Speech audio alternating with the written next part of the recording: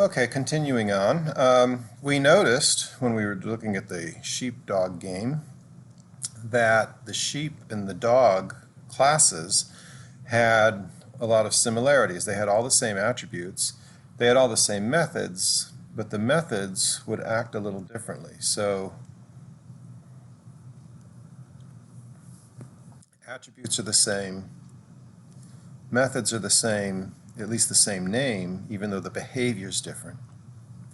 And so what if we combine those into a generic animal class? We can reuse the methods, we can reuse the attributes, reuse the methods and then modify them.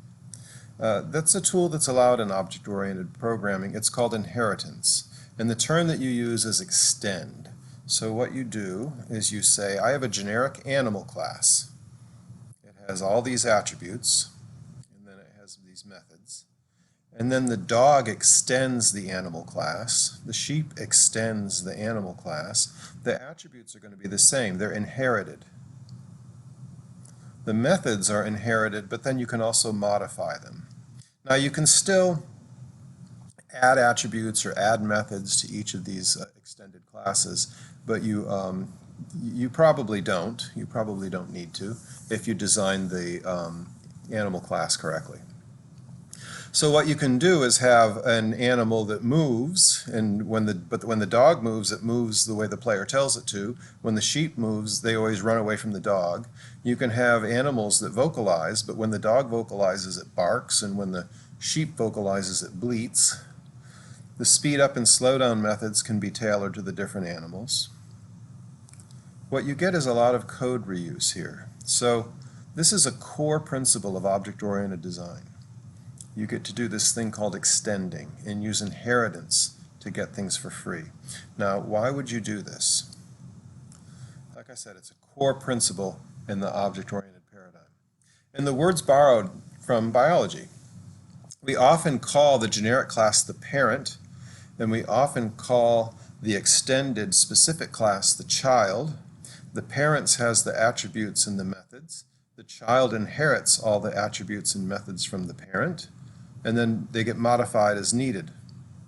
Parents can have many children, and children only have one parent.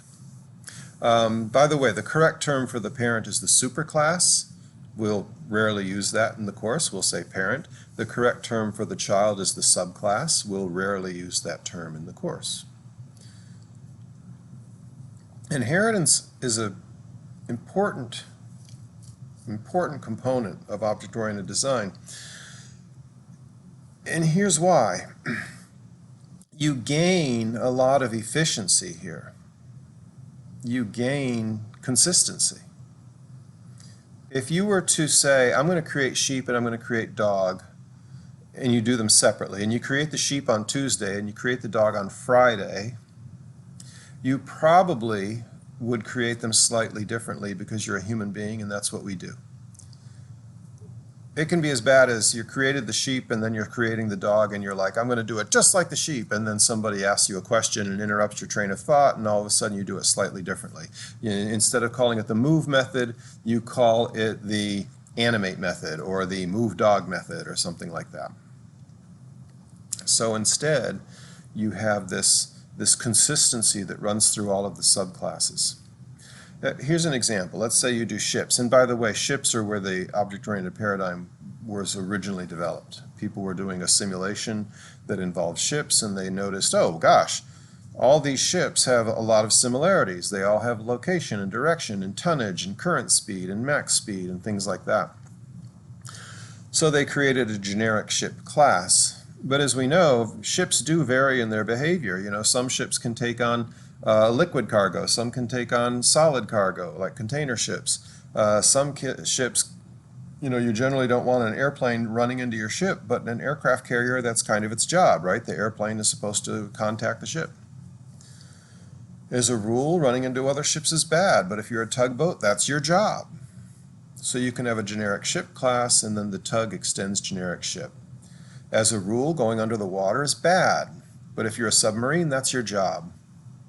So the sub can extend generic ship to allow the positions to go negative in terms of the If the water line is at 0, if sea level is 0, we would allow the sub to have negative height values and not have anything bad happen to it. And again, the generic ship attributes are inherited, and then the methods are modified. And you, as I said, you can always add new attributes and methods to the children as needed. We're going to talk a lot about this later on in the course. So this is just an overview to give you a sense of the ideas. And I will talk more about the object-oriented paradigm, why we have it, what the benefits are, and start to move into some Java terminology in the next mini lecture here.